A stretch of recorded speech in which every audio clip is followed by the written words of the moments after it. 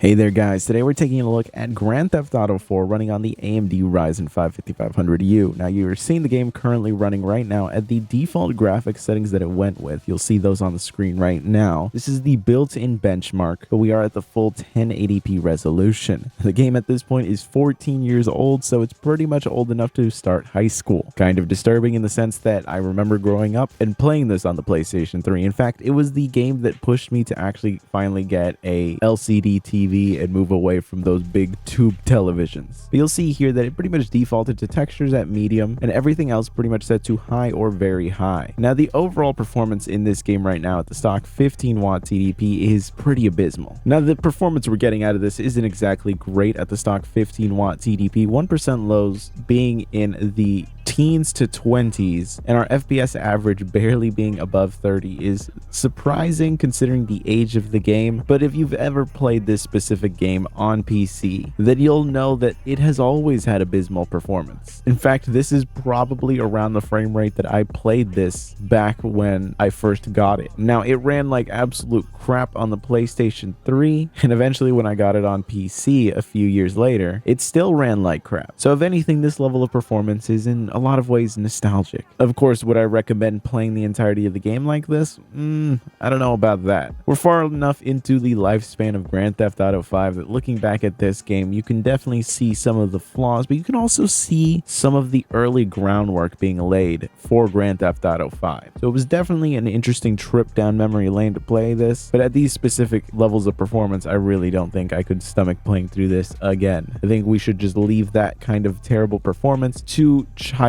me. Of course, I am happy to report that raising the TDP up to 25 watts actually does improve those 1% lows in a noticeable way, and specifically if you pay attention to the frame times, they are a lot more smooth and consistent. So the overall experience of trying to play like this is actually pretty rock solid. Again, in a lot of ways, it just reminds me of what I kind of remember this running like, but obviously we were not getting anywhere near a 60 FPS average back then on consoles. This is probably around the level of performance that I was getting out of my first PC, or rather my first real gaming PC. I actually started off on like an old compact desktop with like, I think it was like a Pentium D processor. It was absolutely awful. But it was a Pentium D processor with some like, I can't even remember the NVIDIA graphics card at the time, but it was something super low end, slapped it together at a Circuit City pretty much, and I was able to play Call of Duty 4 and chug along in this game. So it certainly wasn't the greatest gaming experience, and it's funny to think that back then I needed an entire desktop just to be able to like play this at this level of performance, when now a cheap little laptop that you can just get at Walmart for like 300 bucks will play this absolutely no problem. At this point, the biggest issue is just the engine limitations. Of course, the game is still surprisingly demanding. Of course, if we set everything to the highest population density, render distance, we pretty much set every slider up to 100%, we can get this thing to chug along. We're now looking at pretty much a 30 FPS average with 1% lows that are in the 20s range. So it's far closer to the FPS gaming experience that I got on the PlayStation 3. However, we do have a much higher population density, and the visual fidelity is still overall better since we are running at the full 1080p resolution instead of what was more than likely 540p. Actually, I just looked it up right now and it was 640p. So we are running at a higher resolution than the original console that I played this on, and we are getting relatively similar or better performance. Though I feel like after 14 years, that's not exactly the greatest improvement, considering that the PlayStation 3 was kind of a power hog and it was a very noisy system. Being able to play this on a laptop that's only using 25 watts is at least somewhat of an improvement, but again, after 14 years, that's a whole person at that point, a whole person's worth of time. You'd hope for something better, but the engine that this is running on is very, very heavy. Just in general, on everything, it kind of performed like crazy.